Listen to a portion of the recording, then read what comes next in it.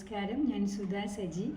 ഇന്ന് ഞാൻ നിങ്ങളോട് സംസാരിക്കാനുള്ള എൻ്റെ വിഷയം എന്ന് പറയുന്നത് പനി ഒരു രോഗമല്ല, രോഗലക്ഷണമാണ്.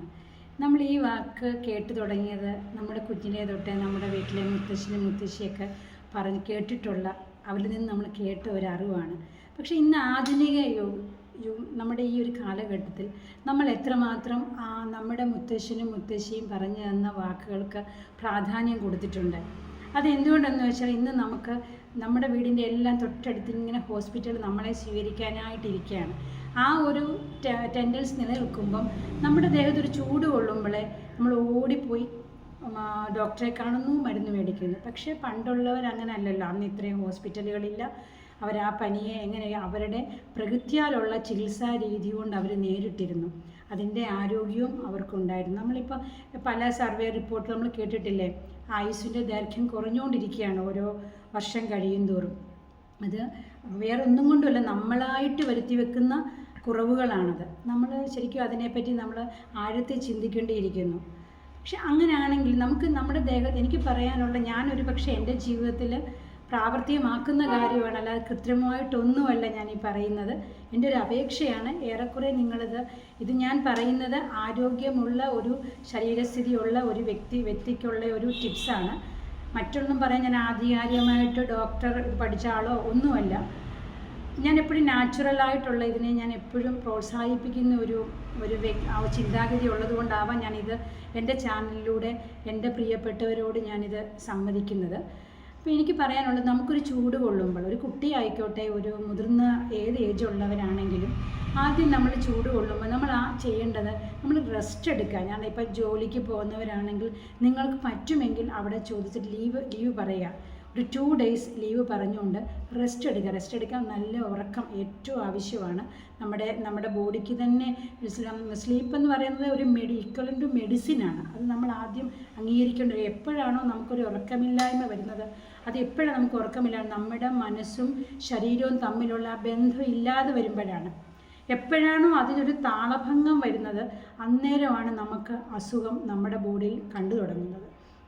എപ്പോഴാണോ ഇത് തമ്മിലുള്ള ആ ഒരു താളം, അതിൻ്റെ ആ ശ്രുതിയിൽ പറയില്ല, മ്യൂസിക് ആ ശ്രുതിയായിട്ട് ആ താളത്തിൽ പോവുകയാണെങ്കിൽ നമ്മുടെ ബോഡി വെൽ കണ്ടീഷൻഡ് ആയിരിക്കും.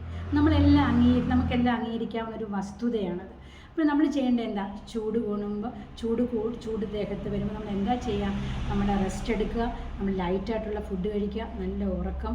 അപ്പോഴത്തേക്കും ഈ ജോലിക്ക് പോകുന്നവർക്ക് ടെൻഷനാണ്. ജോലിക്ക് പോകുന്നവർക്ക് ഇപ്പോൾ ഈ പനി വെച്ചിട്ടാണ് ഇവർ ഈ ബോഡി പിന്നെയും ആ സ്ട്രെസ്സ് ഫീൽ ചെയ്യുമ്പം ഈ ബോഡിയുടെ ആ ഒരു കൂടുമ്പോഴാണ് ഇത്രയും പിന്നെയും ക്ഷീണം തോന്നുന്നത്. പക്ഷേ ആ 2 ദിവസം റെസ്റ്റ് എടുത്തേ ആ ബോഡി തന്നെ അതിൻ്റെ ആ ക്യൂർ പ്രോസസ്സിങ് അത് പ്രകൃത്യാ തന്നെ നമ്മുടെ ബോഡി അത് ചെയ്യുന്നുണ്ട്. അതെങ്ങനെയാണെന്ന് വെച്ചാൽ, നമ്മുടെ ബോഡി ചൂട് കൊള്ളുമ്പോൾ 2 ദിവസം കഴിയുമ്പോൾ അതെങ്ങനെയാണ്, മൂക്കൊലിപ്പ് വരും, മൂക്കളയായിട്ട് പോകും. അതെങ്ങനെ നമ്മളൊന്ന് ചിന്തിച്ച് നോക്കി, ആ മൂക്കളെ എങ്ങനെ നമ്മുടെ ബോഡിയിൽ കയറി ആ വൈറസാണ് അത് മൂക്കളയായിട്ടും ഒക്കെ പുറത്തു പോകും. അപ്പം ബോഡി തന്നെ അതിൻ്റെ ഒരു ഔട്ട്കം കാണുന്നുണ്ട്.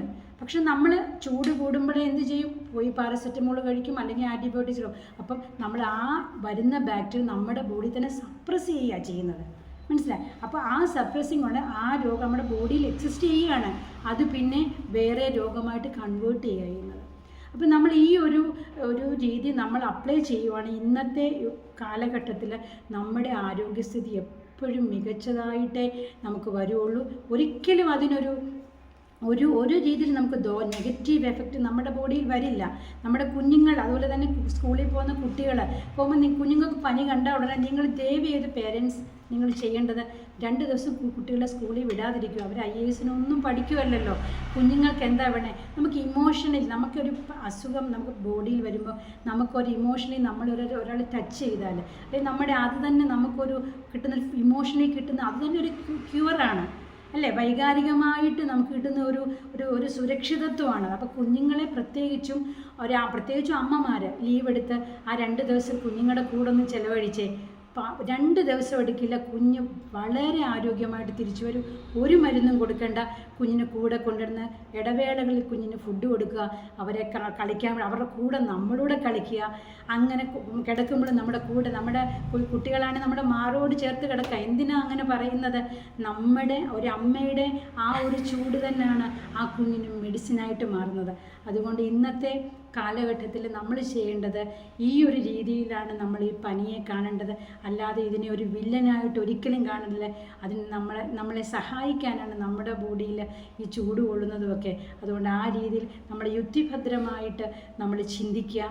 അതിനെ ആ രീതിയിൽ നമ്മൾ നേരിടുകയാണെങ്കിൽ നമ്മുടെ ആരോഗ്യം മെച്ചപ്പെടുകയുള്ളൂ.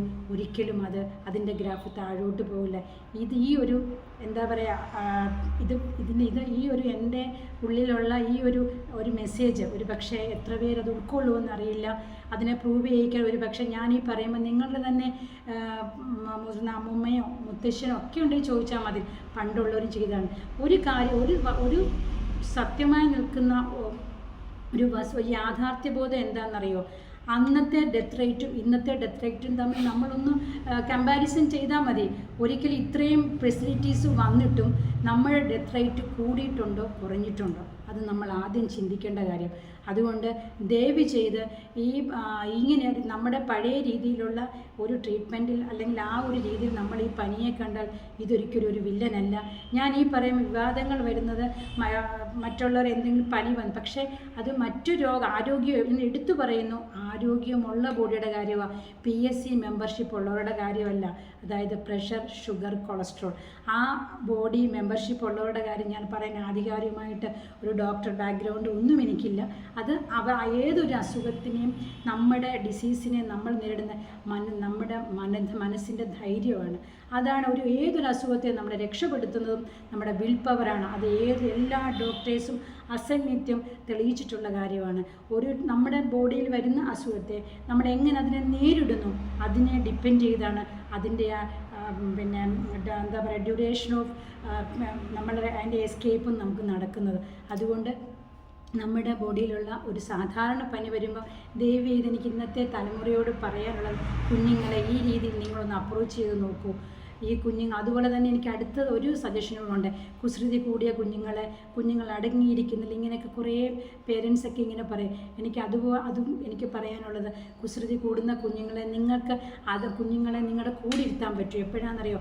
നല്ല സ്റ്റോറി ബുക്സ് വാങ്ങിച്ചു കൊടുക്കുക, ഈ കളിക്കുടുക്കുക, അതുപോലുള്ള ക്രയോൺസ് അത് ആദ്യമേ വെച്ചിട്ട് അമ്മ കൂടി ഇരിക്കണം. അല്ലാതെ പെട്ടെന്ന് കുഞ്ഞുങ്ങളെ ഇതേയില്ല വരയ്ക്കാനും ആ കഥ ഇങ്ങനെയാണെന്നുള്ള ചെറിയ ചെറിയ ടിപ്സ് പറഞ്ഞു കൊടുക്കുമ്പോൾ അതിലോട്ട് കുഞ്ഞുങ്ങൾ അട്രാക്റ്റ് ചെയ്യുകയും പിന്നെ അവർക്ക് ഇത് വായിച്ച് അമ്മയുടെ കഥ കേൾക്കാതെ കുഞ്ഞുറങ്ങുന്നില്ല എന്നുള്ള ഒരു അവസ്ഥയിൽ അവർ എത്തിച്ചേരുകയും പിന്നെ അവർ അക്ഷരം പഠിച്ചതായി കഴിയുമ്പോൾ അവർ സ്വയം കഥകൾ വായിച്ച് കുഞ്ഞുറങ്ങുകയും ചെയ്യും.